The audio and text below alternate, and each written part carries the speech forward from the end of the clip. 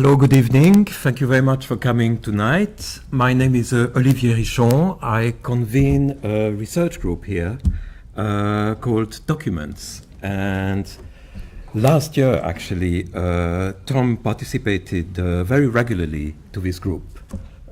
We studied the document sideways, as it were, looking at the lower side of the document, at the side that Bataille refers to as a base materialism. However, I don't know how low we'll get today, but it's very good that Tom is able to participate tonight. I'm very pleased with that. I guess I don't really need to remind you of the publications of Tom McCarthy, but I shall. I shall tell you that he is the author of Remainder in 2005, an amazing book that you should all have read or will read soon, of his second novel, Sea, and as well Satin Island in 2015. He's also, that's lesser known, I think, the author of Tintin and the Secret of Literature. And it reminds me that in The Secret of Literature, there is also the companion of Tintin, Captain Haddock, who, strangely enough, each time Captain Haddock has a fit, he tends to throw words. And some words are words from rhetoric, like anacoluthen. So he's very angry, he says anacoluthen to a bunch of people. And anacoluthen is a very interesting figure because it's a figure that attempts to rupture the sentence, to take liberties with logic and syntax. So in a sense, yes, in Tintin there is a secret of rhetoric as well, I think. And another aspect that you have to know about Tom McCarthy is that he is the General Secretary of the International Necronautical Society since 1999. Once Tom gave an introduction to a publication our students did a few years ago. And he had this amazing quote that I'm going to repeat tonight. It goes like that. Well, almost any photoist worth any chemicots will tip anyone asking him the teaser that if a negative of a horse happens to melt enough while drying, well, what you do get is, well, a positively grotesquely distorted macromass of all sorts of horse happy values and masses of melt while horse tip. Tom says, so writes James Joyce in Finnegan's Wake.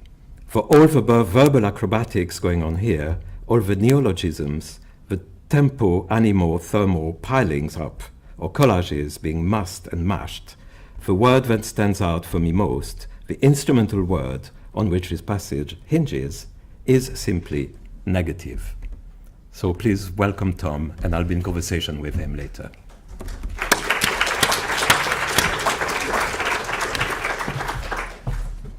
Great. Thank you so much, Olivier. And can you hear me okay?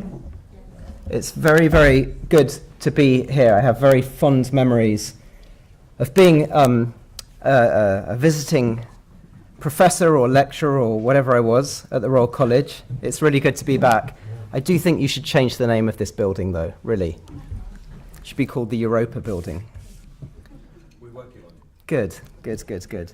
I think if the purveyors of opioid misery don't deserve to have buildings named after them, then neither do supporters of fascism. But nonetheless, it is really, really good to be here. And thank you. It's really good to be here.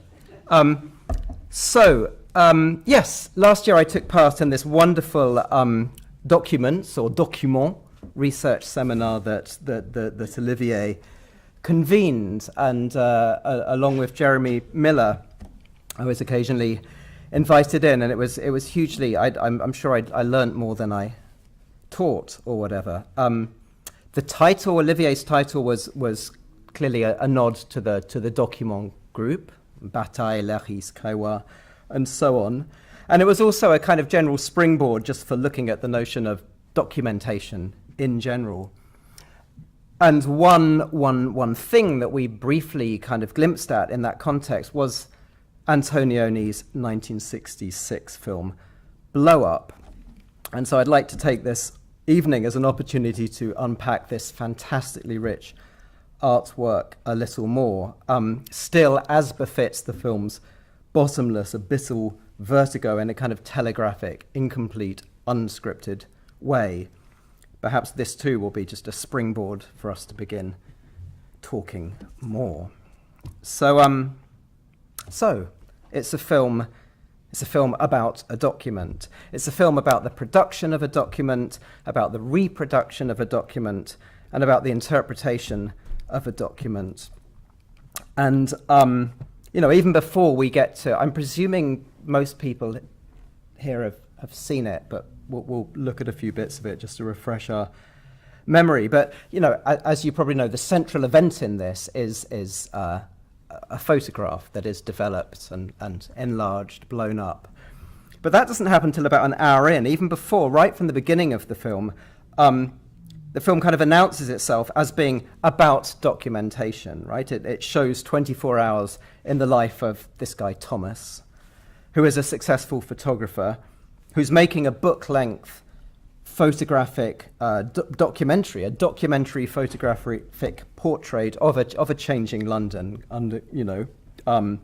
changing post-war 60s London. He's going undercover in doss houses, he's snapping photos in clubs and parties, fashion shoots, and so on and so on. So it's a kind of, the film is like this wide lens view of a city and a society in transit. And it's a film about an attempt to produce a wide lens view of a city and a society in transit. It's a kind of boxed document about the production of a document, which is focused through the more narrow lens view of this view's documenter, i.e. Thomas, who runs around documenting. Right? So in the morning of the day when the film begins, and it really is, it's a kind of classical Greek 24-hour time slot. In the morning of the day, while he's been looking unsuccessfully for old landscape paintings in a kind of dying antique shop that he wants to buy for his own future-facing, expanding business enterprise. While doing this, he stumbles across the entrance to a park. It's Marion Park in Shelton, but it doesn't matter. He stumbles across the entrance to a park, and he runs around this real-world landscape, just generally snapping stuff. He kind of stomps among these pigeons and makes them take off so that he can photograph them, hold on to that double move.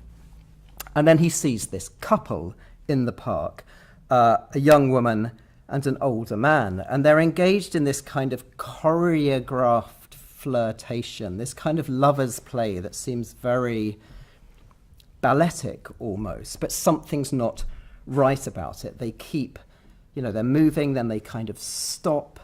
The mechanics of the choreography kind of keep jolting to a stop and then restarting and jolting to a stop again. There's a general mood of anxiety. The woman's looking out of the frame as though, trying to take a visual cue from somewhere beyond the visible. And Thomas, the photographer, snaps this. He takes lots of photographs of them. The woman sees him. She runs after him. She tries to snatch the camera off him, unsuccessfully. Later she comes to his studio. She offers him her body in exchange for the undeveloped film. She tries to steal the roll of film, but he kind of foils her. And he develops it, of course. As soon as she's gone, he develops the film. And looking at the contacts, he follows the eye line of this woman in the photograph to a blurry section of the bushes. And he marks that bit on the print, he enlarges it, blows it up, and eventually he sees, of course, the gun that's pointing out of the bushes. You've probably all seen this, but let's just watch about a minute and a half of this. This is the vital kind of sequence.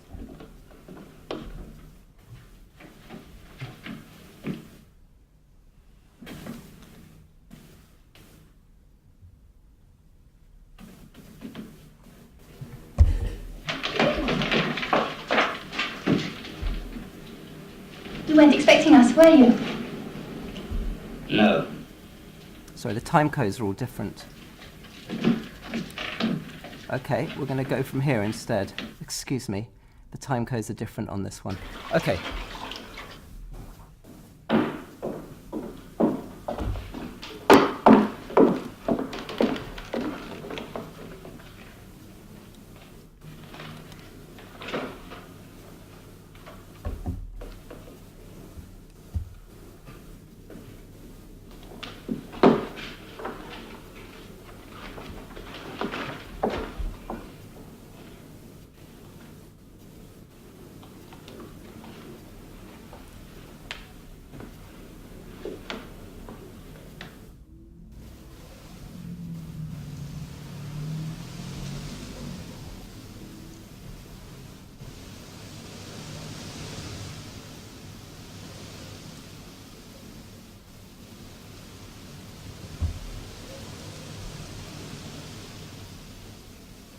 begun.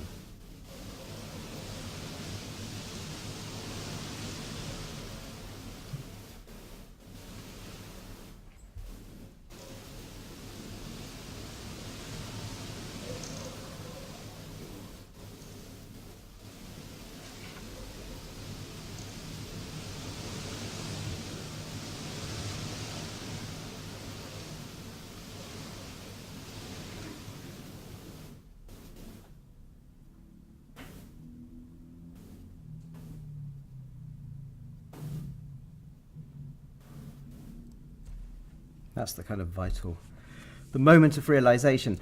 Later he blows up the bit of the bushes and he sees the body of the man who's been lured into the park and shot. He then goes to the park at night without his camera, uncharacteristically, and he finds the actual body. When he comes back, his films have all been stolen.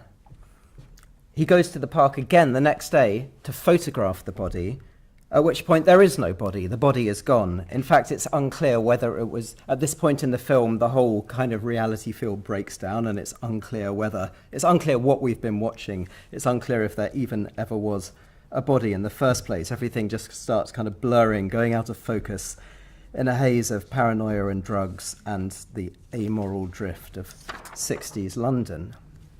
So that's Antonioni's film. It was based on, as you probably know, on a 1959 short story by Julio Cortázar, the Argentinian novelist, called The Devil's Drool, which interestingly itself was kind of, it wasn't a relatively obscure little short story that itself underwent a massive blowing up in import after the movie, so much so that it was republished with the new title Blow Up, to kind of cash in on the movie's success. The story is absolutely brilliant. It's very short, and I really recommend you to read it. It's as good as the film, unusually. Usually if the film's good, the book's not, and vice versa. But I think it's an amazingly good story. And the setup in the story is that Roberto Michel, who is a Chilean-French translator, he's a writer, he's a translator. He's also an amateur photographer. So on Sunday, when it's his kind of day off, he wanders around Paris with his camera. He goes to the Ile Saint-Louis, he goes to the Quai de Bourbon, and he sees the scene. But in this scene, it's the woman who's older. She's not that old. She's in her 20s, 30s. But she's flirting in a similarly kind of choreographed way with this 14-ish-year-old boy. She's kind of seducing this much younger boy. And there's a man off to the side in a car, and Michel snaps, as in the film They Get Angry. The man comes out of the car as well, and he turns out to somehow be part of this situation. The boy sneaks off, and Michel, the photographer, the man, and the woman are in this triangle kind of confronting each other. They demand the film, he doesn't give it. He goes back and and develops it just as in the movie. And it's only when he develops it days later that he realizes what he's actually seen. The woman, it wasn't the woman the woman was not seducing the boy for herself. She was just the lure. She was the lure for the man. It's a deeply homophobic story. It's based on the premise that the homosexual seduction of a 14-year-old is infinitely worse than the heterosexual seduction of a 14-year-old. But that's the setup. He realizes that this is what he's seen, an attempted corruption of a young boy by this sinister man in a car using a woman as a go-between, as a lure, and that he, Michel, by photographing it, has interrupted it. He thinks initially, as does Thomas in the film, that he's actually stopped the seduction, murder taking place, but as the more he watches the photo, he starts realizing that actually he hasn't stopped it. By photographing it, he's allowed it to happen, to be forever happening. It will always, eternally be happening. So he becomes kind of complicit in this horror, and he has a complete mental breakdown. Now, okay, I think the fact that there's two really important things. I think the fact that he's a translator is important, because he's translating, obviously he's translating literature. Actually, he's translating legal documents into French from Spanish. But there's also a translation between media, the book for the camera, right? I mean, you could see the camera as a machine for translating the world, just like the book. But there's a kind of implicit translation going on between, dialogue between these two media forms, writing and photography, or a triangle, if you like. And also, what he is translating is significance. It's not. It's politics. It's a political, legal tract on jurisprudence and justice, challenges and appeals. Its author is actually called Allende, which is a name that obviously in Chilean politics will become very important a decade or so later. So all these things are kind of translating other things. That's the point I want to make.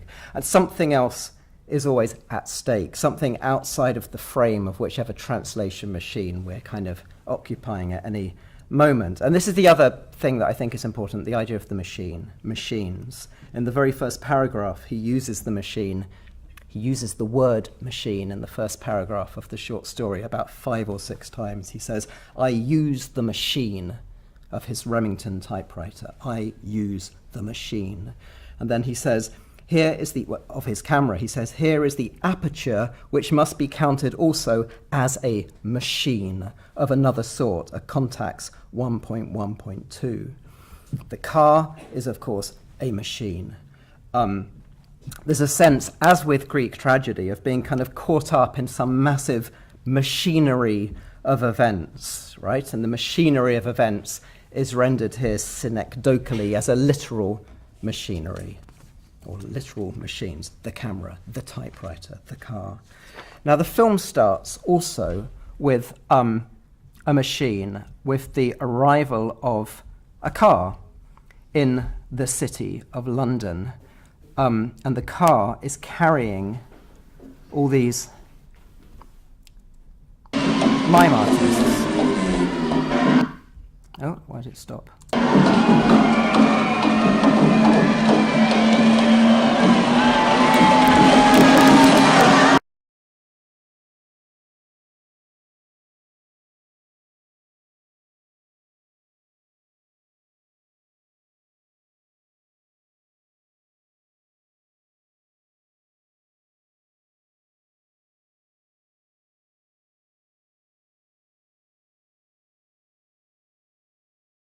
This is the opening scene of the whole film. I think it's very symbolic. It's announcing the arrival of the spectacle machine, right?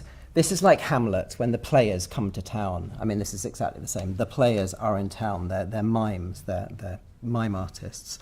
And I think, a kind of implicit subtext running through the whole film is that London life is one massive spectacle in the kind of Debordian sense, right? It's just parties, fashion shoots, concerts, and so on. And Thomas, the protagonist, is not just its documenter, but he's also its producer, right? He orchestrates things. He moves stuff around. This is why I pointed out the pigeons. What he does with the pigeons is what he's doing with people too, the whole way through. There's a remarkable scene where he shoots all these models, and he's very aggressively saying, move this way, move that way, snap, snap, snap. So there's this kind of feedback. I'm going to show you this scene. It's a kind of feedback loop of production and documentation of spectacle, of the mime. Here we go.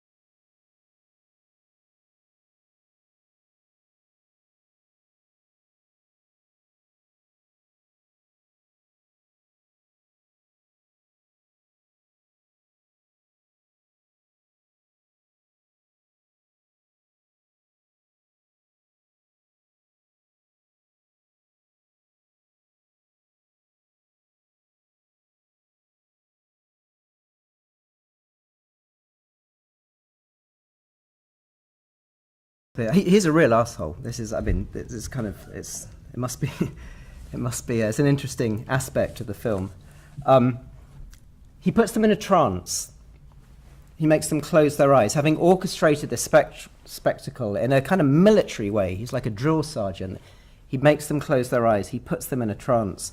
And I want to draw a kind of a parallel here with another document that we looked in during this document research group, which is an extraordinary film by Jean Rouch called Les Maîtres Fous, where he documents, or he gets these Nigerians to perform for him. It's unclear how much he's directing them and how much he's simply documenting something that's already taking place.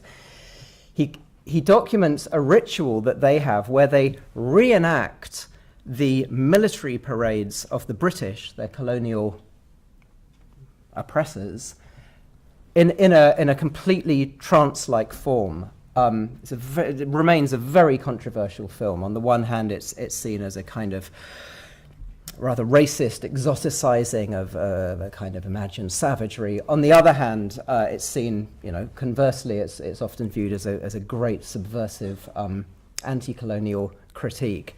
The notion that the Africans are somehow, through this reenactment, stealing the magic, or at the very least parodying the spectacle. I'll just play a few little bits. La robe et le casque colonial. Elle va faire l'inspection de la nouvelle statue du gouverneur. Puis le lieutenant casse un œuf sur la tête du gouverneur. Pourquoi un œuf? Pour imiter le plumet que le gouverneur britannique porte sur leur casque. Car voilà le véritable gouverneur. Au tropique de Colosse, de l'ouverture de l'Assemblée à Accra. Et dans cette foule, il y a des Anka qui sont venus ici pour chercher leur modèle. Et si l'ordre est différent, ici et là, le protocole est bien net.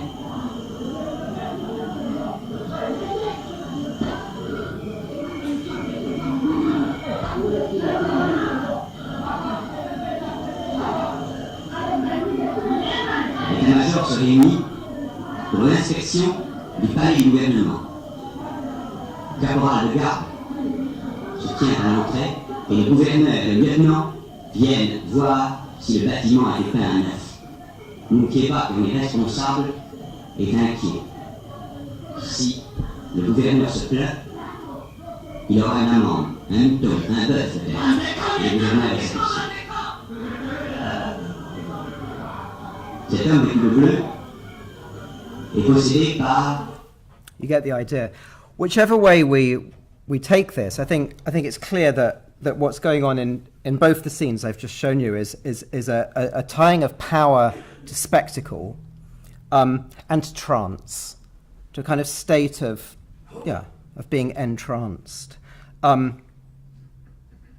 And the role of the anthropologist is kind of significant here. I mean, we could see, Antonioni, of course, is an Italian looking at London. Michel in the short story is a Chilean looking at France. It's a foreign eye on a native culture, and it's not just looking at it. It's prompting, perhaps even orchestrating the spectacle, which is then documented. This kind of feedback loop. There's a well-known phenomenon in anthropology, which most anthropologists see as a real problem, called the Hawthorne effect. That was first discovered by an anthropologist called Landsberger, whereby the group that you're observing know that they're being observed and will act a particular way,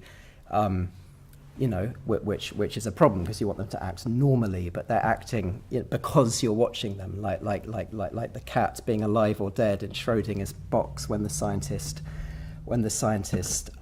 looks. There's a similar syndrome in psychoanalysis, actually, where the patient will enact certain versions of the pathology that he or she knows the doctor, the analyst, wants them to. So this similar kind of course, psychoanalysis is also about kind of trance-like states in its history. So I'm interested in this relation of power, observation, spectacle, feedback, trance. we could call it mimicry or charade. And in this respect, the mime players, who we might consider a kind of marginal leitmotif, they just pop up twice in the film. But actually, I think they're absolutely central to the whole film because they embody its core logic. And the film, in other words, they embody its core logic of mimicry and spectacle. And the film comes back to them at the very end. I'll play the last 2 or so minutes of the film.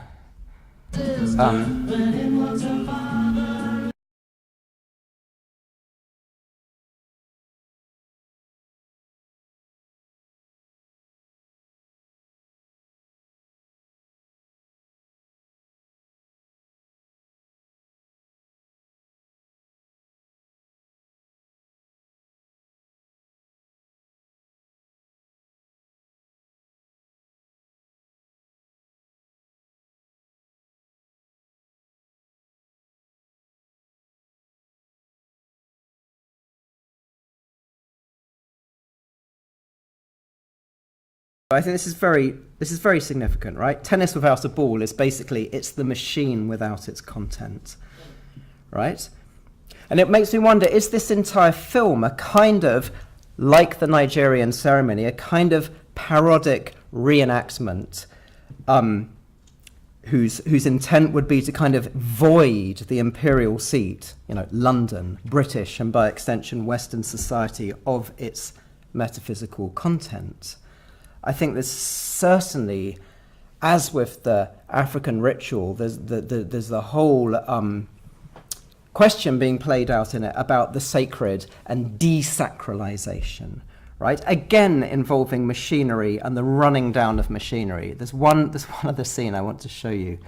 Sorry, the time codes are annoyingly different on this. He goes to a club. He goes to a rock club, a rock concert. Here we go. And a machine breaks. We'll run it from here.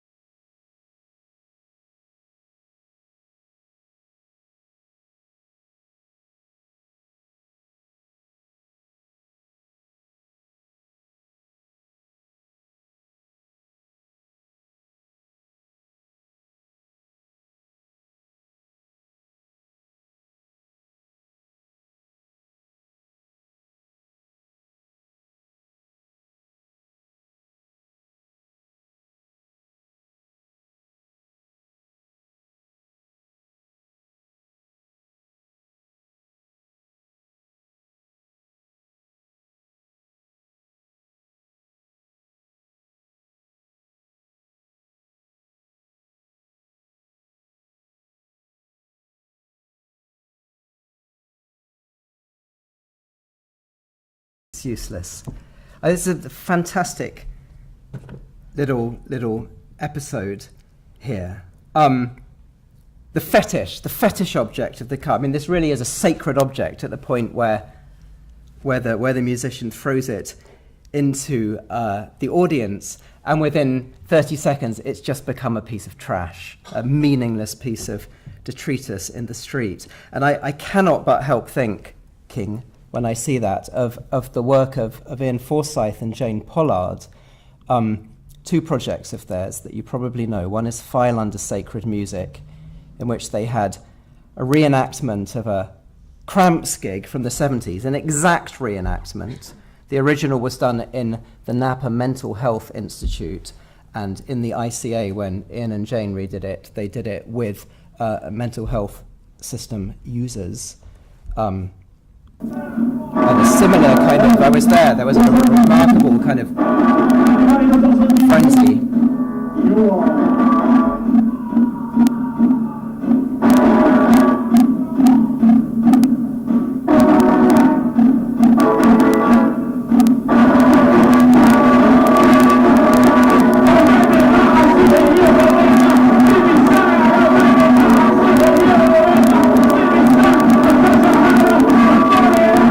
I mean, I'll just show you a few seconds to get a taster of it. The point is, again, it was a kind of this. I mean, it was called File Under Sacred Music. It was this kind of ritual that worked itself up to a massive frenzy, and then it kind of stops, and everyone goes, "Oh yeah, whatever. That was just a piece of art reenactment." Yep, okay.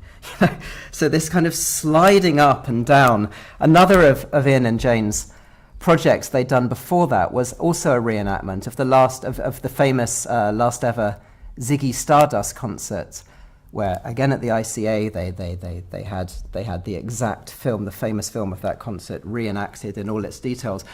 Fascinating, they said afterwards people in the audience were fighting over the plectrum and scraps of the playlist that the Bowie reenactor had used, and sobbing as they held, scraps of clothing and so on, which I think is really important, because the issue of authenticity is kind of irrelevant. It doesn't matter whether it's real or not.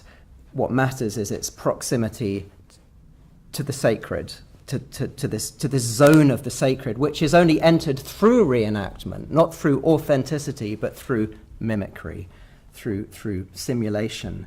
It's a kind of we could call it.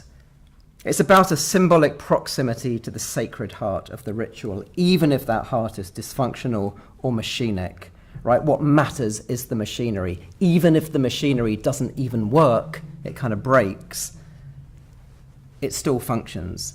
Even if it doesn't function, it still functions. Like an amp, it can kind of dial the sacred up, down, in, out completely, but the sacred, the Holy Ghost, is always in the machinery. It's always at stake, living and dying, fading in and out. So, yeah, fading in and out. I want to talk about camouflage a bit, fading in and out in a kind of visual sense, because in the movie, as we saw, the event, the murder, is quite literally camouflaged in foliage. The gun is in the foliage. It is camouflaged. And another, to me, very obvious kind of link to contemporary art to make would be to the work of forensic architecture. It seems to me, in fact, that Blow Up could be seen to contain the entire project of forensic architecture in embryo. It's as though Ale and co watched that film and parlayed it up into a brilliant 10-year plan. I'm presuming you all know about their work, but they also look at pixelated landscapes and try and draw out the murderous, usually the state violence lurking behind the blurred satellite pixelated imagery, the gun in the foliage, as it were, on a kind of global political stage rather than just in a local park, but the gesture is the same. They have this wonderful phrase, the threshold of detectability. Every event has a threshold of detectability, and the whole thing is to, through techne, through aesthetics. Aesthetics for Aristotle just means what we can sense and how we can sense it. I think the work of forensic architecture is aesthetics par excellence. It's totally political. Aesthetics is always political. Because it's about, getting beneath the threshold of detectability or enlarging it, blowing it up. Bringing another point that Eyal Weissman always makes is he discusses the etymology of the word forensics and says it's from the Latin forum. Forensics is bringing the hidden event into public space, into the forum, naming it, making it visible. So documentation then would be an act. Documentation would serve as a testimony machine. It's a machine for producing testimony.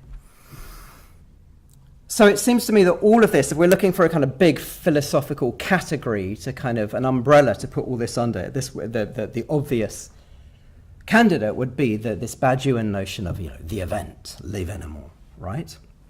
So if Blow Up is a kind of blueprint for forensic architecture, then a blueprint for this film, I think, would be perhaps Bruegel's famous painting of Icarus, where you don't really see Icarus unless you're told it's there. You don't even see the little legs disappearing into the water. It's a tiny detail, kind of camouflage by everything else. And Auden famously writes this poem, Musée des Beaux-Arts, about this painting, and he says that the monumental event, any monumental event, takes place while someone else is eating or opening a window or just walking dully along, that even the dreadful martyrdom must run its course anyhow in a corner, some untidy spot where the dogs go on with their doggy life, how everything turns away quite leisurely from the disaster.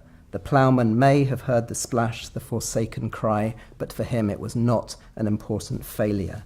The sun shone as it had to on the white legs disappearing into the green water, and the expensive, delicate ship that must have seen something amazing, a boy falling out of the sky, had somewhere to get to and sailed calmly on.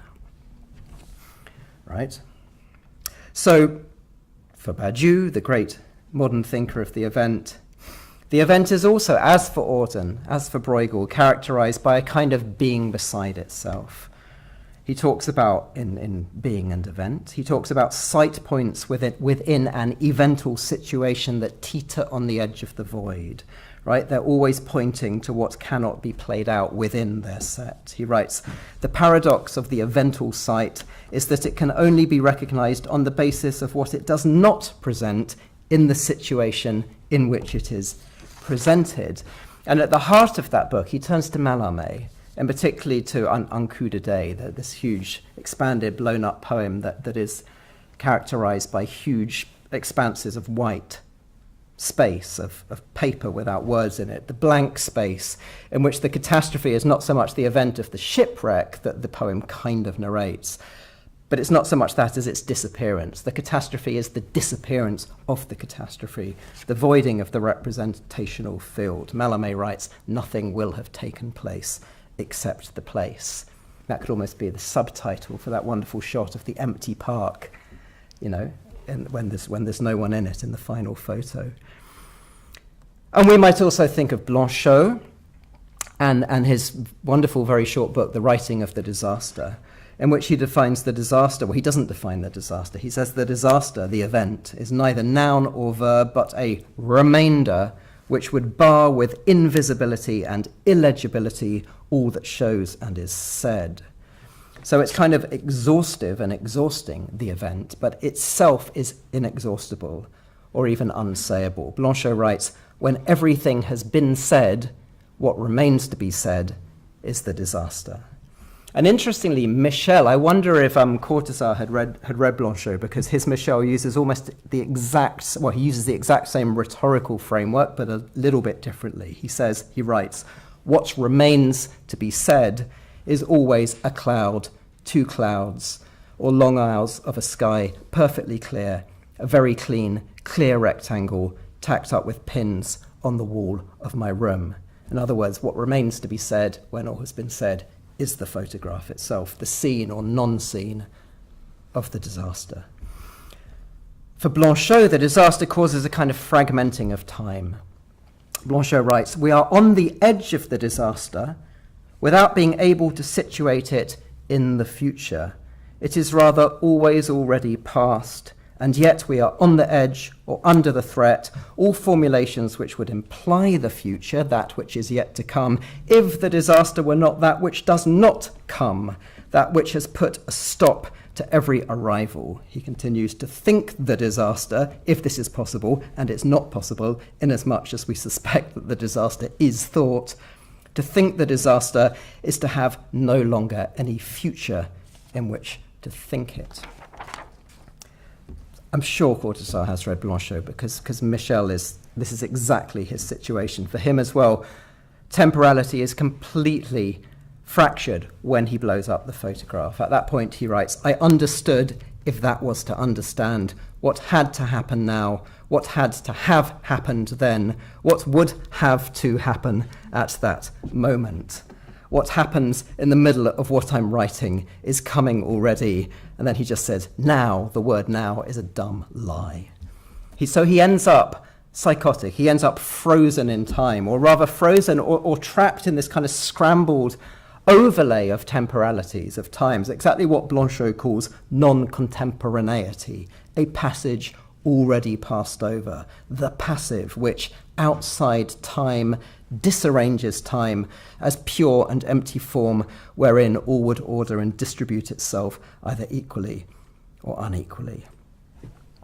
One further philosopher has to be mentioned here, Levinas, Emmanuel Levinas, right? Great thinker of ethics. He also has a totally machinic understanding of event fields.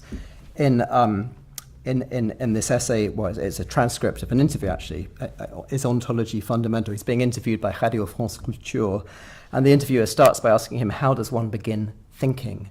And Levinas responds, we exist in a circuit of understanding with reality. We have one finger caught in the machine. And then he says, thinking begins with trauma, right? It probably begins, he says, through traumatisms or gropings to which one does not even know how to give a verbal form, a separation, a violent scene, a sudden consciousness of the monotony of time. And time is very important in Levinas's thought as well. Trauma for him clefts time in two. It interrupts order. It brings up a trace of surprised forgettings, right? So through trauma, what he calls the synchronizing tendencies of rationalist and humanist thinking are replaced by what he calls the supreme anachronism, or the diachronic ambivalence that makes ethics possible, right? It opens up the field of ethics. Why? Because in this diachronic space, in this space of temporal overlay, the other is allowed in. It breaks open the gap through which the other enters, and the other demands acknowledgement. The traumatism of the other demands the act of bearing witness. Not so much to a particular event or a particular person, as to a kind of bottomless, infinite demand of otherness. Temporally, he calls this infinity. This is infinity. It's infinity that enters through the diachronic encounter with the other. And the demand of this infinity requires an act of witnessing, of bearing witness, right? Witnessing is a vital concept for Levinas, who is a Holocaust survivor. It's not irrelevant. Now, of course, both Michel in the novella and the story and Thomas in the film are witnesses. Obviously, they are witnesses. And they are both unable to bring their testimony to the forum in any complete or rational way. They are unable to kind of place it within time, place it within a kind of juridico-politico-legal formal discourse or framework. But I would argue that this is precisely consistent with the ethics of the event, as Levinas understands it, which doesn't fit a rational schema, right? The other can neither explain himself nor be explained by the thinking subject. The only response to the other, to this encounter with infinity, is a kind of abject surrender, a surrender to infinity. Blanchot, drawing on Levinas, frames this as repetition, right? He says, let us remember repetition, non-religious repetition, It's like a Marky Smith song. Non-religious repetition, neither mournful nor nostalgic. The undesired return. Repetition, the ultimate over and over. General collapse, destruction of the present. So this non-religious, eternal, jolting reiteration, like a shuddering machine, this is exactly the type of repetition that both Thomas in the film and Michel in the book get locked into. Both Thomas and Michel merge into this shuddering machinery. I just want to return to that final scene in the film because there's a vital sound editing decision that is made in this final game of chess. Here we go, let's do tennis, here we go.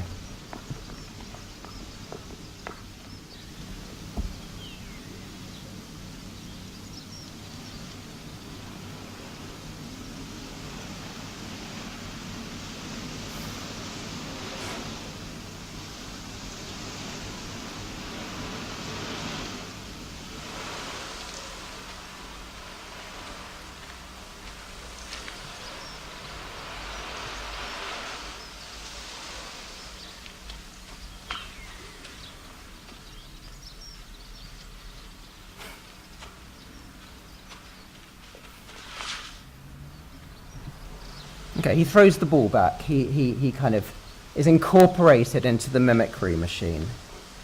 But then listen to this.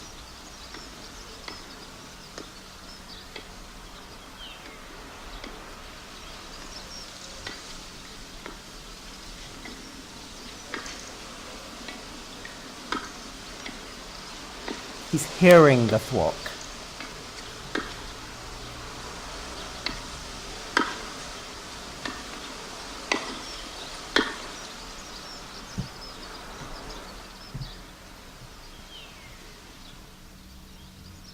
And then the final gesture is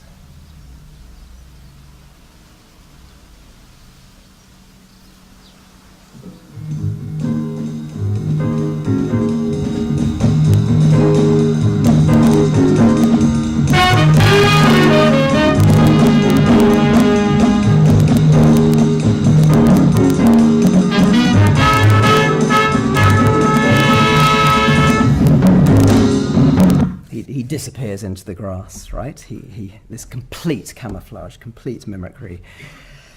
He disappears into the grass. Michel, at the end of the short story, also disappears. He disappears into the cloud, into the sky of the photograph. He says, I am the sky, I am the cloud, prisoner of another time, untellable time, prisoner of the photo, right? This is camouflage to the point of complete psychosis. So the final, I'm going to stop in a sec and chat with Olivier, but the final framework, the final kind of figure I want to bring in to help us think about this film and this story is the work of a member who was actually in the original document group, Roger Caillois, who I should have a... Here we go. This is a PDF of, I mean, you don't need to read it. I'm really showing you it for the pictures. It's a PDF of his essay, Mimicry and Legendary Psychasthenia, which is illustrated with all these pictures of this is a praying mantis. This is a praying mantis devouring her mate, and these are plant mimicking insects that camouflage themselves by taking on the shape of the plant. Caillois calls this legendary psychasthenia. For him, legendary psychasthenia is all about mimicry and prey. It's how insects simulate plants in order to and lure sexual partners whom they then kill and devour, which is completely the world of blow up, right? Vanessa Redgrave, the actress, and the blonde woman who's never named in the story are basically praying mantises. They lure the victim in sexually so that they can be murdered or corrupted. And there are innumerable shots in the film of Thomas behind plants, behind feathers. It's not just the gun that's camouflaged. He's the kind of double of the gun. He's always hiding. He's always in trees. He's always merging with kind of trunks of trees, just like these insects. Mating rituals are death rituals. Death comes literally from the camouflage in the film. Now, Kaiwa fascinatingly ties this morphological mimicry to a particular mechanical medium, which is photography, right?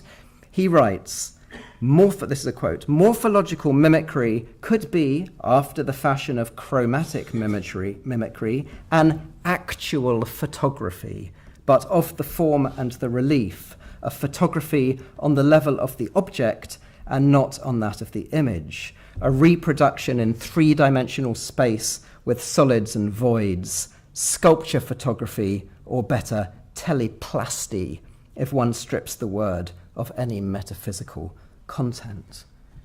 Right? So it's not like a photograph, it is a photograph. It's a teleplastic, 3D, haptic, actual photograph. The insect becomes the photographic chromatic image of the object they're hiding against.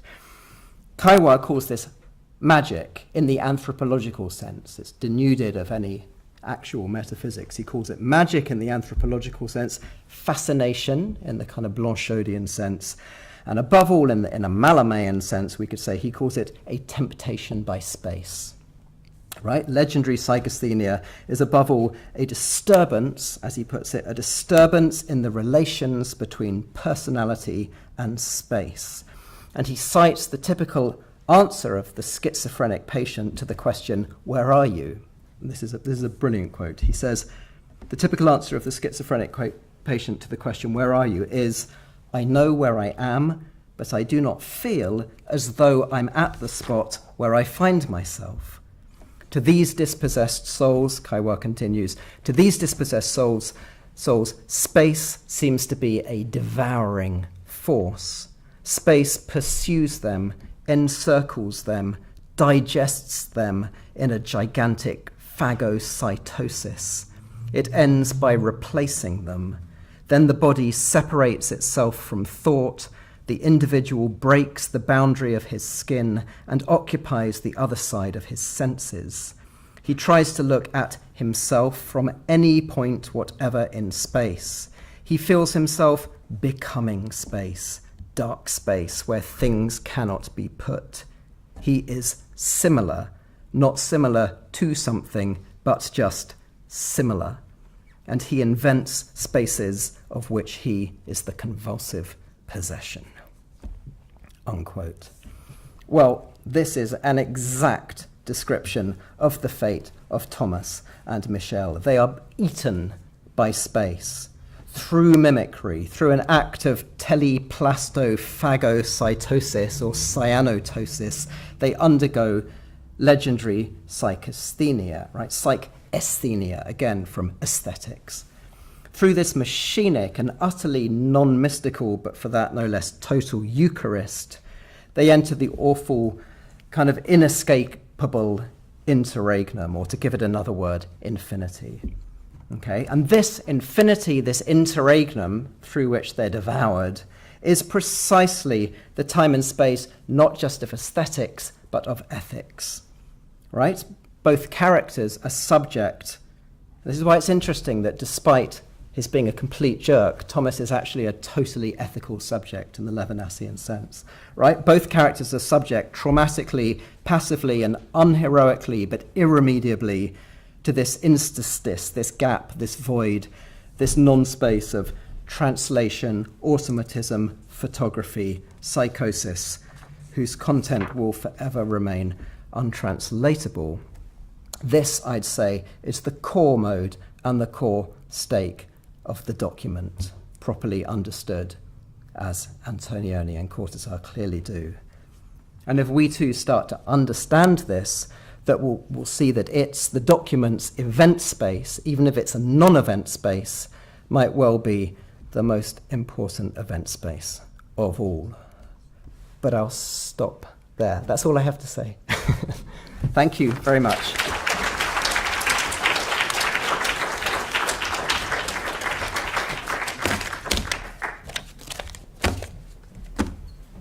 should add that the best essay I've ever read on Kaiwa is written by one O. Richon. Thank you. I'm not sure it's true.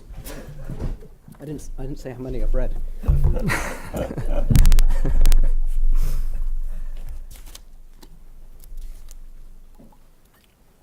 Thank you very much. I really appreciated the way you moved from the novel to the film, and then from the novel, the film, and Kaiwa. And funnily enough, we ended up with a sense of visual cannibalism, it seems to me. And perhaps it's a way to start the discussion, in a way, from the end. From, for instance, this picture of the owl that disappears into It's true, this one's not an insect, it's an owl. Yeah. Yeah, and in a sense, the owl is the predator, so it's different. The owl doesn't hide to protect itself, but hides to hunt. Yeah, like the gun. So in a sense, perhaps the owl is more like the photographer, in a certain sense. Or the murderer. There's a doubling. Yeah. I think maybe it reminded me as well that another author who is interested in this relationship to space, in this sort of inversion, is Jean Baudrillard. Yeah. Not fashionable anymore, although he used to be for his theory of simulacrum. But however, he was a keen amateur photographer, a bit like the hero in the novel. And because he really couldn't care less about his photography as a artistic practice or as a practice, but purely as a what he calls a ludic practice, a practice of enjoyment, he got to understand it quite well. And he had this odd theory that actually it's not so much that we photograph things or that we photograph reality. It is more that it is photography that incorporates us. It is a reality that turns its eye upon us. So in a sense, the photographer is devoured by what she sees, very much in the case. But it's a convulsive enjoyment in a way. And convulsion is a term from surrealism. Yeah, convulsive. Beauty will be convulsive or not at all. Beauty will be convulsive or not at all. But it's worth adding as well that another great theoretician of photography is Salvador Dali. For him, beauty would be edible or nothing at all. So again, one goes back to this, to this idea of incorporating the real or being incorporated by it. Yeah, we can make all kind of parallels with chemicals and digestive tracts and the Polaroid that kind of shits out, the image and. So in a sense, the photographer is in a position of vulnerability, and not so much in a position of control, because the cliche is to, in a way, place photography as a medium of control. Well, not the case is often true. It's not only a cliche, but in the case of the two protagonists in the novel and the film, they in a sense they lose control totally upon visibility with an instrument that is supposed to control visibility. Yeah, absolutely. No, this is the vortex through which they disappear. But I mean, this is why I wanted to kind of put forensic architecture in there, because it's so quaint, this film, in a way. The idea that the photographer is this guy that has a camera and goes out and photographs and is. I mean, we've all got an iPhone, but even if we don't have iPhones, we just walk down the street. We are being photographed by security cameras. We are being archived and recorded just by having an iPhone in our pocket. The black box in the Nevada desert has tracked where we've been, and I mean every single moment of our transit through space is we're living inside a giant photograph, I guess, or a giant data translation machine. Everything is translated into some data point in this giant kind of illegible I mean, even to the NSA, I mean, they've got everything, and even they can't read it. I mean, this is Trevor Paglen's point in that wonderful image of the black box in Maryland, the building-size mausoleum of data. Right. So, and then what a group like Forensic Architecture, I guess, are doing, are just looking at the question of citizenship and politics, I guess, within this kind of all-devouring, deboard to the nth generation, spectacular kind of situation. Is it just control, or might it empower? Citizen journalism. I mean, most of the images that they work with are kind of things snapped on iPhones by just people in the street when a bombing takes place or something. I mean, there's a kind of two-way movement of agency. I mean, it's there are democratic possibilities that open up as well as totalitarian ones, I think, within that space. But the point is that that media space has to be understood, and I think a film like this is a kind of, so it's like looking at an archaeology of the present moment. Yes, it is, but on the other hand also it's really predicated upon a response to an analog tool, just as the typewriter is an analog way of writing in a way. Don't you think? They're both machines, but they're machines that there's always a gap. So the photographer takes a picture, but the picture is not visible yet. And the film can be stolen. So it's definitely an unstable image.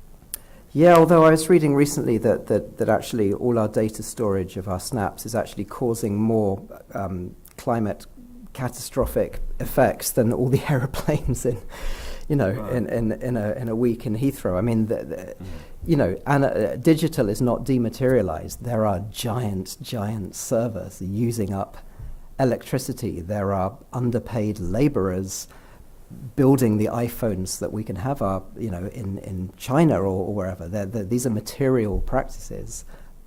Yes, right. They're just hidden. I mean, that's the bit that's the act of violence, if you like, that's camouflaged out of the photo. Yes, it's a different materiality. But, Yeah. the production of the image is perhaps even more invisible. Yes, In this respect. for sure. Yes. Yeah. But what you touched upon this analogy between the typewriter and the camera. And it's done very well in the novel. Yeah. Because Roberto Michel seems to place his typewriter right in front of the image. Yeah. As if the typewriter takes the place of the camera, as it were.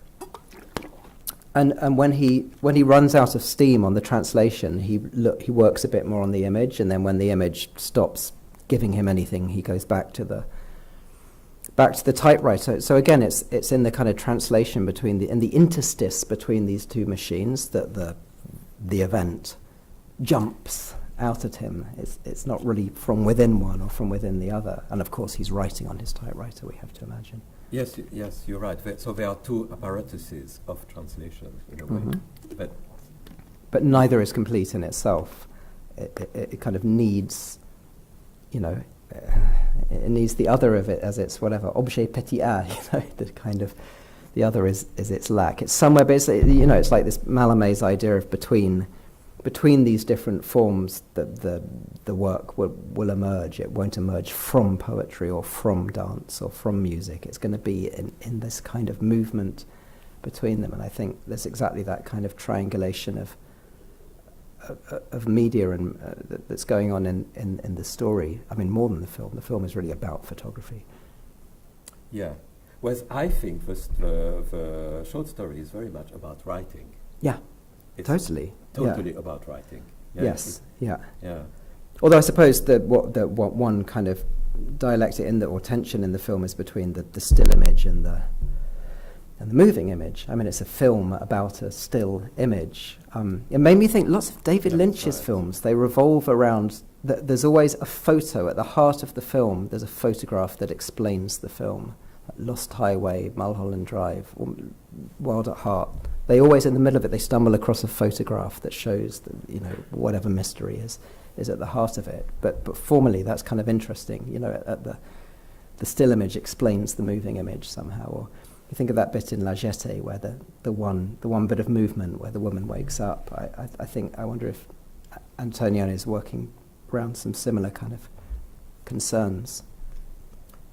Yeah, although Thomas cannot keep still. He's obsessed with a still image, but he cannot keep still himself.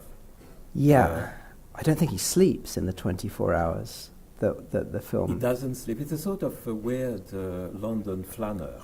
Yeah. In a way. He goes, at one point you see him kind of stretched out after he's, you know, had sex with these two women who he's maybe going to take a photograph of, and he doesn't take a photograph. They want to be photographed by him, and you kind of see him. It's this kind of trance-like, you know, trance is a good way of kind of understanding. Yeah, but he's constantly moving. Yep. Yeah, no, I think he smokes dope at the end as well, no? I think he goes to a big dope party, but he doesn't. I think he smokes dope with Vanessa Redgrave. I mean, yeah. Yeah, so it's a trance-like film. And unlike the story, which is much more, I think, there's an obsession of all the possibilities that could arise from the encounter between the boy, the woman, and the man in the car.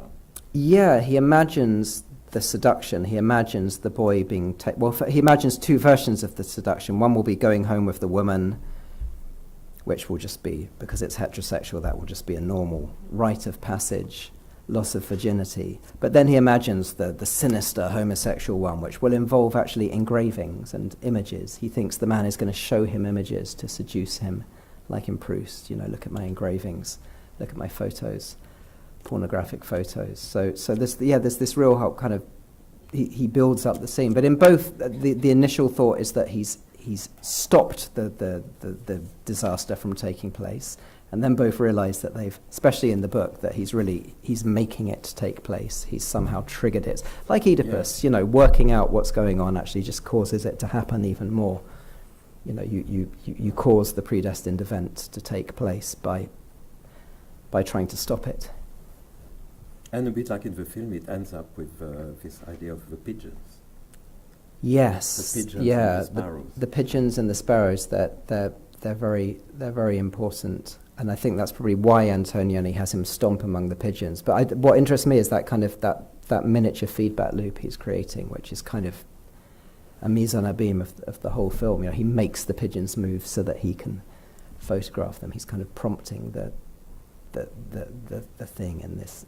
You know, he's creating the choreography, which I guess in the book it's just more, he just becomes the pigeons, he becomes the sky in this utterly, psychotic way. Yeah.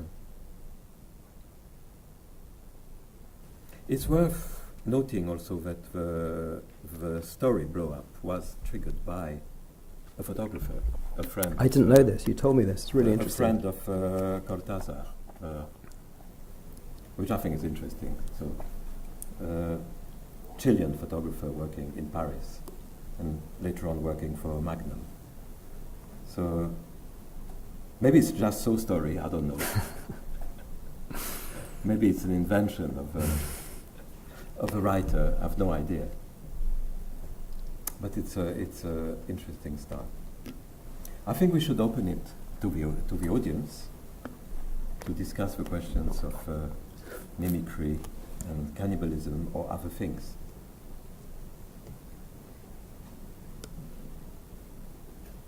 We have 2 microphones about to be launched. So it's hard to talk about mimicry and ritual and violence without bringing in René Girard, no?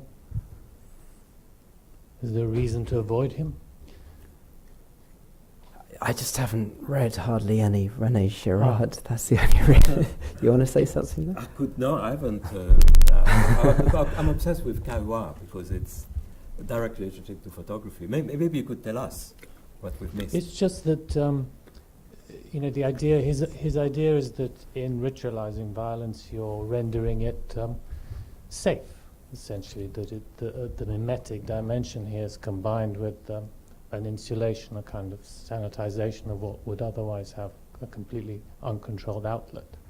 And perhaps one can think of photography, more film, I imagine, as being a kind of mechanization of that violent ritual, except that now it becomes mechanical for free. You don't have to reenact it, because the reenactment is there every time you press the play button.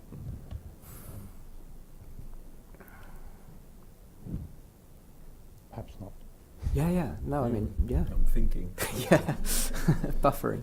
But I'm thinking that the violence in is very Roger Caillois really explains a sort of masochistic violence of the insect, because the insect becomes like a leaf, is invisible to such an extent that another insect will begin to eat that insect, so that in a sense the insect is devoured by its own species. Yeah, he which points proves out. the Yeah. success of mimicry, but also Yeah, it's so good it doesn't. downfall of mimicry. It's so good it doesn't work. Mm. I mean, it doesn't protect them because they just get Not at eaten all. because they actually look like plants that their own type want to eat. Yes. So he says something else is at stake than self-preservation. It's about a temptation by space, a desire to become, to be digested,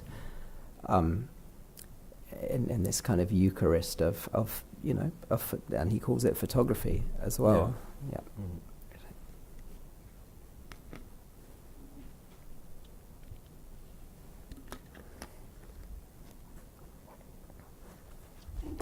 Any more questions?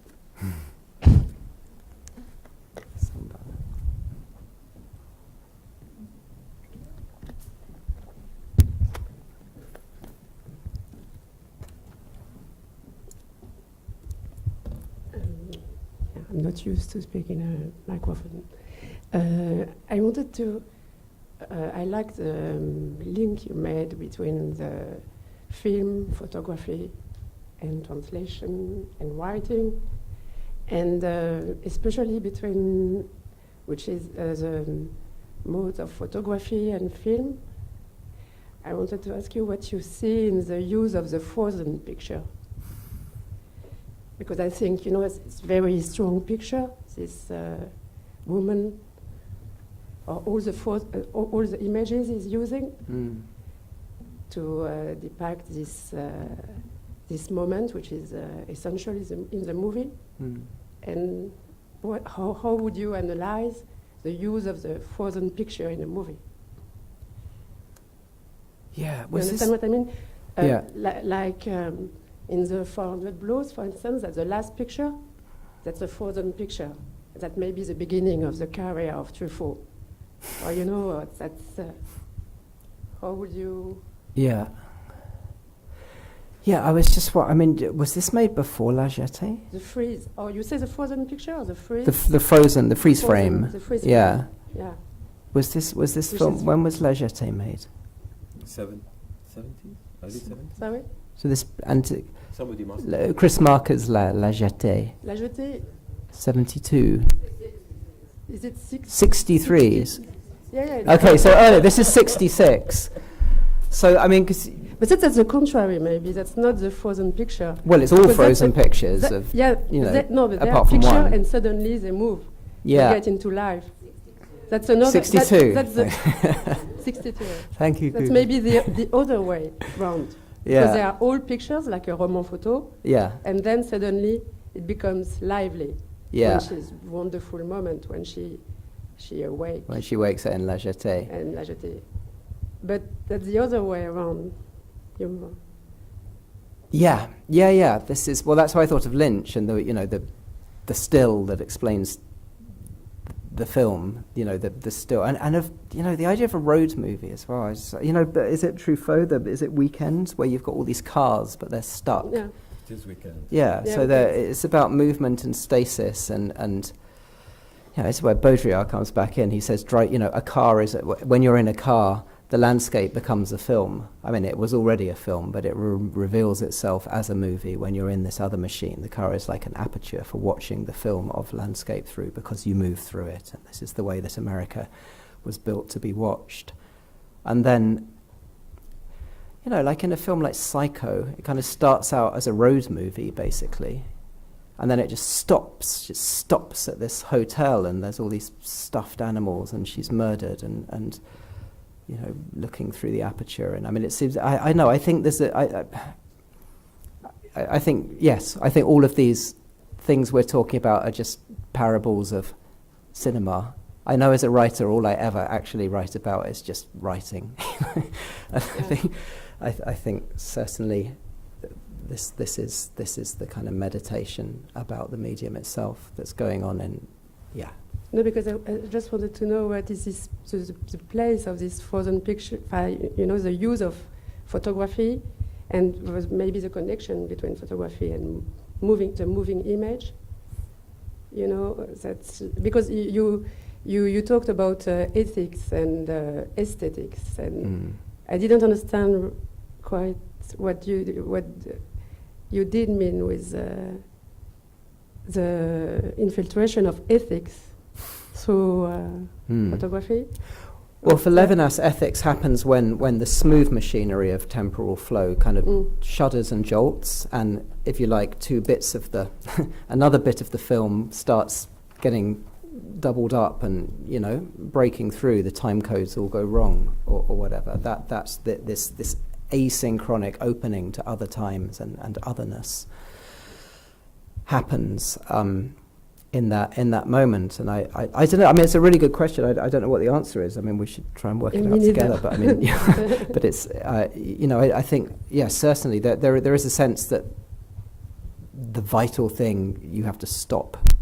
The machinery has to judder to a halt in order to see, or be enlarged in order to see the gun. I mean, presumably, actually, in the film, when we first saw the park, there was a gun in the bushes. We just didn't see it, right? It's only when the character in the film blows it up that we see the gun that we have seen but not seen that we've seen, you know? So, there's still something about machinery and breaking machinery and then the eruption of something else only when the machinery breaks or stops. Which is why I showed that clip from the rock club. I mean, it's when the machine doesn't quite work that the sacred moment kind of happens, which isn't sacred, but it is.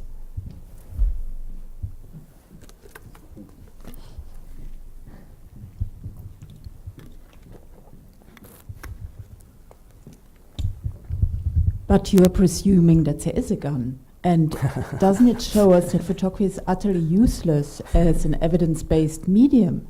Because as a what medium? As an evidence-based medium. And it's all conjecture at the end. Unless we go with the Walter Benjamin sense that every photograph depicts a crime scene. Yeah. I mean, this is, Sure, he sees. I mean, this is where the film is so, difficult to read in a straight up. I mean, it's not a detective film. I mean, it is, but then it just unravels because he sees the murder. He even goes and sees the body, and in fact, later, after he's seen the body, the only photo that's not stolen from his studio is behind the fridge, and it's of the body. And he says to this woman who's wandered in, he says, "I've just seen a murder, there's the body," and he points to the photograph. I mean, the photograph is the body. But then later he goes and there is no body, and he might have just imagined the whole thing, and he hears the tennis balls that aren't there, and sure. But I think whether or not there was a murder in that film, Benjamin's still right. There is a crime in every image, you know? There is a crime in every image. And in this, it's a political film. You know, what's going on in this film? Well, you know, maybe the crime is about London. And the transformation. Well, exactly. You see all these shots of all these documentary shots of housing projects being torn down. You know, gentrification. I mean, all the shit that's going on now. This is the crime. I mean, the disappearance of parts of London, the exploitation of. I mean, it starts in a doss house with the super poor, the displaced, the people who sleep in the bushes. That's what's in the bushes. So absolutely, Antonio which is the photographer also exploits, going there, he posing, documents and he exploits. Yeah. So the photographer actually is the criminal. Yes. Yeah, sure. I mean, sure, the camera and the gun and you know, I mean, I think Friedrich Kittler points out that the people who, the same manufacturers of cameras were also gun manufacturers, and especially of moving cameras. You know, you're putting images for, and of typewriters. The Royal Typewriter Company also made machine guns in Remington. So sure, yeah. But there's always a crime. There's always a crime, always, even if it's not the one you think it is. But I think, yeah, the photographer is a criminal to some extent. But also in the film, Thomas is first absolutely confident about his identity. So, what are you doing? Well, I'm a photographer. What else can I do but take pictures of whatever I want? And I think gradually, this confidence erodes itself. And it comes, I don't know, there's this drifting that's typical of so many Antonioni films, where what is seen as a safe identity gradually dissolves. And I think I can see it in many of his films. And often ends with death, in a way, like in Zabriskie Point. Which also has a massive blow-up in it, so it has Yes. wonderful, everything, different blow-up. yeah. So, hey, Luke. Hey. My question's quite a simple one, and just wondering if you could talk a little bit more about your inclusion of Mei Fu. Of what? Of Mei Fu. Oh, Les Maîtres Fous, yeah. Because in that film, like the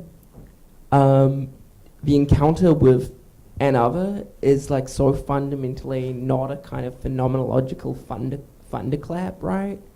Because the encounter with the other in that film is this kind of self-reflexive moment of, you know, looking at the regime itself or looking at the machine itself. And so I'm just wondering if you can talk a little bit more about the placement of that film within your lecture. It has a kind of different tenor. Yeah, if you, I mean, it doesn't correspond one-to-one, but in that kind of comparison, the Africans are not like the murder victim, they're like the models. They're being lined up, paraded, made to perform for the camera. But then if we draw back the lens a bit, there is a kind of subversion. That's one aspect of it. You know, they think they're stealing the British, kind of their mojo, stealing their magic, but they're also parodying it. They're debasing it. They're making it ridiculous. It becomes base. Sure. So that, but sure. In the Levinasian sense, the Africans are not an other. In that they're very much part of a kind of machinery of power and spectacle. But I just, you know, the role that trance plays, I just think it's amazing. He tells them, shut your eyes. The models just dream, shut your eyes. And then all these people being lined up are in a kind of trance-like state. I didn't know you were here. Maybe you could answer that last question about the relationship between the still image and the moving image and the digital and the analog. I mean, through you know, that I think all these things are very much at play in your that piece, you know, the Diamond Reynolds piece, which you call a machine, right? You call it something. What's the something machine? Has the word machine. Like maybe over a beer afterwards. Okay, yeah.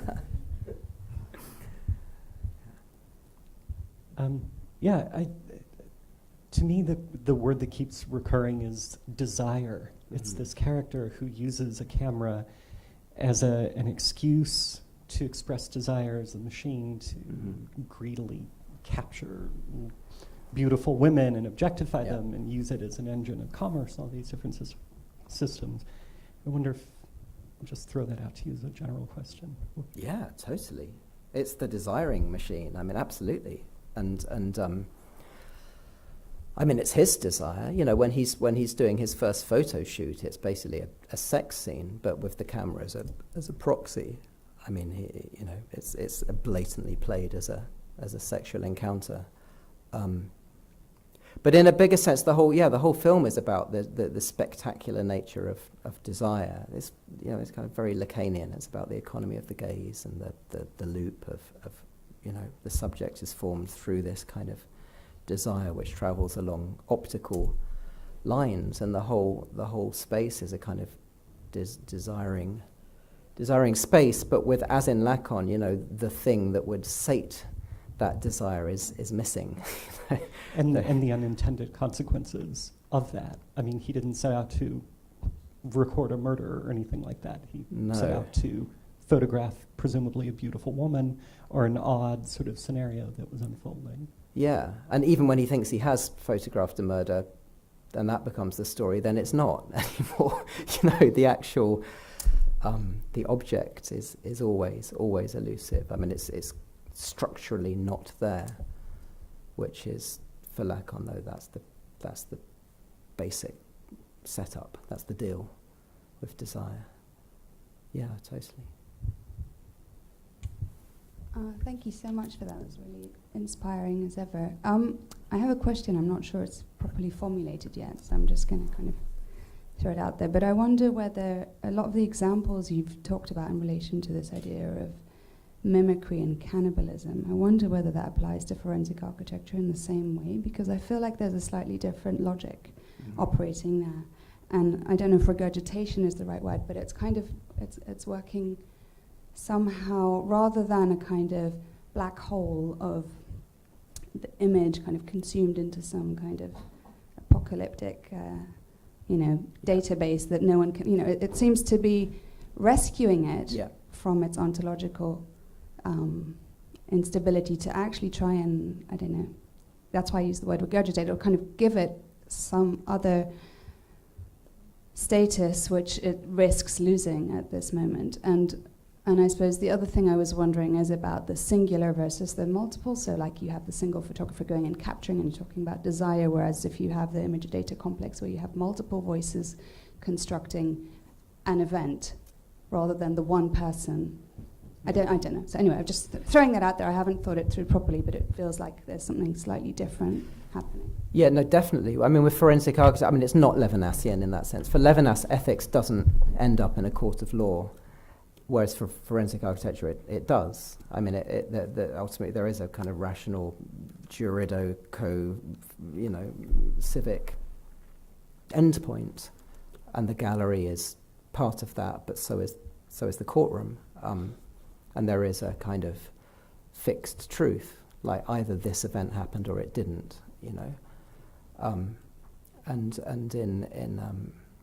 In the film, that you're right. It's not the same. It is a black hole. It's a vertiginous.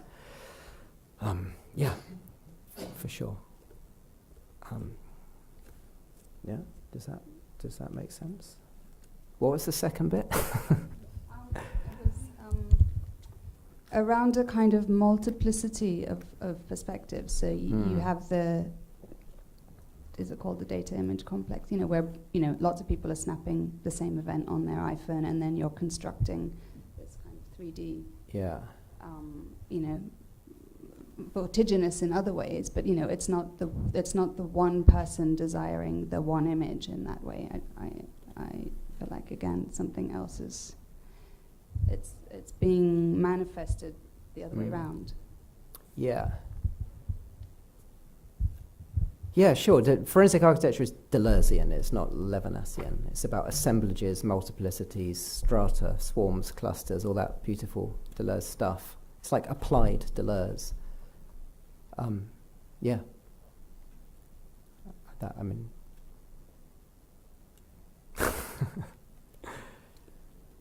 Yeah.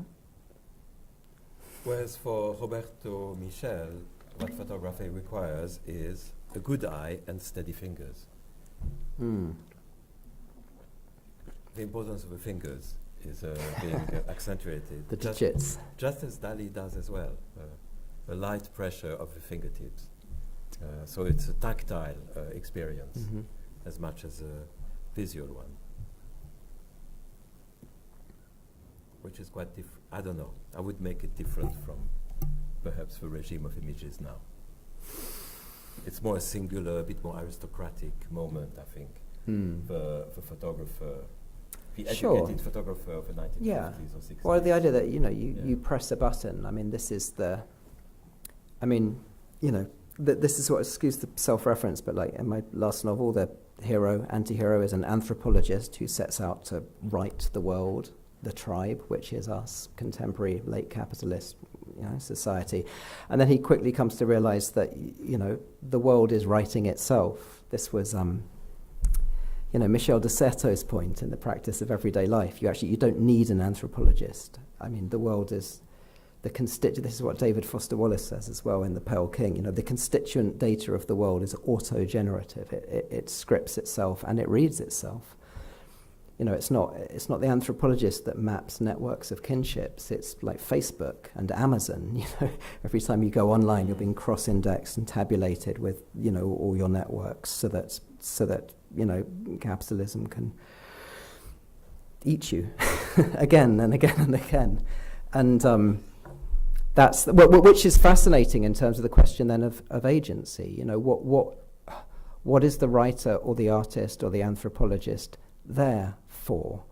That kind of heroic, rather macho kind of version of the artist. This is a kind of 19th century thing, and it just doesn't persist anymore. And then, how do we reimagine what are you doing when you sliding around in this kind of? I mean, I was very intrigued by figures like De Boer, but also Cathy Acker, William Burroughs. The idea of hacking or reading, the idea, Theseus in the labyrinth, just measuring and mapping. You're not generating the event field. You're somehow in this secondary space of navigating, mapping, laying bare the kind of network of the symbolic and of the political. I mean, this is, Trevor Paglin would be again a great example of this in the kind of with his work. And many contemporary artists, others we could think of.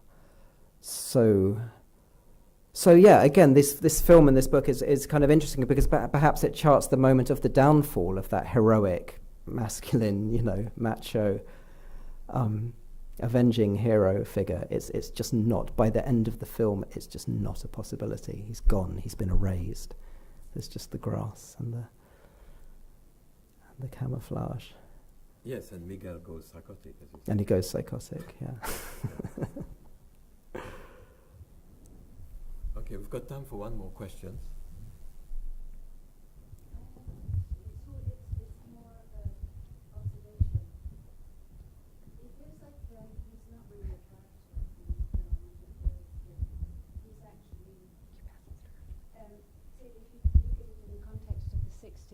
And sexual politics, and he doesn't have a personality. He's just moving the pieces around, and I think you don't talk about the sexual politics, you don't talk about the position, but maybe that's not where you're coming from for this particular lecture. It was very interesting, by the way. I think that's not really a question, is it? No, it's just no, but the sexual politics are self-evident. I They're think obscene. I mean, they're grotesque. Yes. I mean, yeah. And he's not a personality. I think he's bored. He's moving the people. He's controlling everything. But he's lost. And I think, this is just my thing, that he creates this imaginary, and the mimicry is setting that scene, beginning and end, for his the imaginary scenario that then transpires. Does that say anything? No. I mean, sure. Yeah, that's absolutely true. But he's exemplary because London is like that. He's just he's a personification of the London of this film, which is also bored, drifting from one, event to the next. Yes. Yeah. No. The sexual politics are. I mean, absolutely. Women are totally objectified. Although the Vanessa Redgrave character is kind of interesting. She's an agent. I mean, she's the orchestrator of the murder. I mean, she leads the man in. She goes and gets the photos. I mean, she's certainly a powerful. And then she offers her body to get them back. Yeah, but it doesn't work. She destroys the evidence apart from the one. Yeah, but still, there's no body. Bodies and bodies. I mean, absolutely. He doesn't get her body, and he doesn't get the body that she's protecting, which is the body. I mean, sure, I would, I haven't read, there must be a huge amount of critical literature on this film, and I'd imagine there are, well, if there isn't, there should be some very good feminist readings of it, because it's, you know, it's yeah. But I think you're right about boredom, and also boredom is linked to time. Yeah. And so is photography. Well, that's what Levin. It's the inability to deal with time. Boredom. The monotony of time, Levinas says, a sudden consciousness of the monotony of time that just. Yeah. But also the first machine you see is the work in Greek, which, as you know, like in Greek tragedies, used to show death. Yeah. Death is never seen. It's always happens elsewhere, and there's more tellers of road. Off stage, yeah, off scene. The nature of that, the car arriving, that sort of foreshadows, if you want to use it in a literary term, like these other events unfold. So the sort of singularity of him through the singular lens. Yeah. Sort of reflects back perhaps on the demise, the allegory, or only you can never see your death or your demise. This is true. Equally so with a society that's in a moral panic. Yeah, no, totally. But that's why I thought of Hamlet. I mean, the arrival of the players in Elsinore is super interesting because, you know, Hamlet has one thing to do in that play, kill the king. Really simple. That's all he has to do, and he doesn't do it.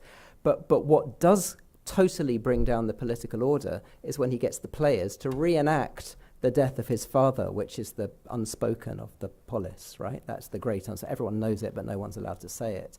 And when it's replayed in this ritualized, you know, Hamlet rewrites this play and makes them play it in court, which blatantly allegorizes the murder of his father. And there's a suggestion that the Elizabethan audience would have blatantly seen a replay of the murder of King James's father, you know, the current king. And so there's this staggering of replays.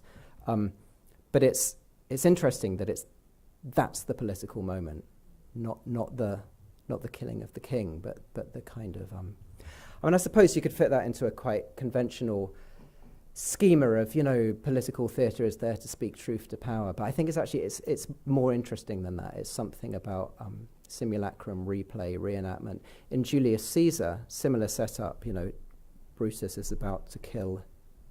Well, he's going to kill Caesar, and then he does this amazing speech where he says, between deciding to do it and doing it, all the interim is like a phantasmal or a hideous dream, and the state of man, like to a little kingdom, suffers then the nature of an insurrection, a revolution, which is astonishing. He's about to kill the king, but that's not the revolutionary event. It's the interval, the pause, the gap itself that is insurrectionary, that brings a whole kind of ontological kind of crisis. I mean, this is the kind of Baduin scheme, right? The event arises from the aporia, not from the actual where it's meant to come from. It's always, you know, it's always in the margins. But yeah, it's Greek. It's totally Greek film. Yes, it's the place where it begins with Plaza, which is the Economist Plaza. Is that what it is? I thought I recognized it. Yeah. It's the forum, isn't it? It's the civic space of. But also, it's a key building at the time. It must have been super new, built by the Smithson, I think. There you go. So I don't know. It's really chosen very carefully, I think. And the forum is a place where trade and yeah.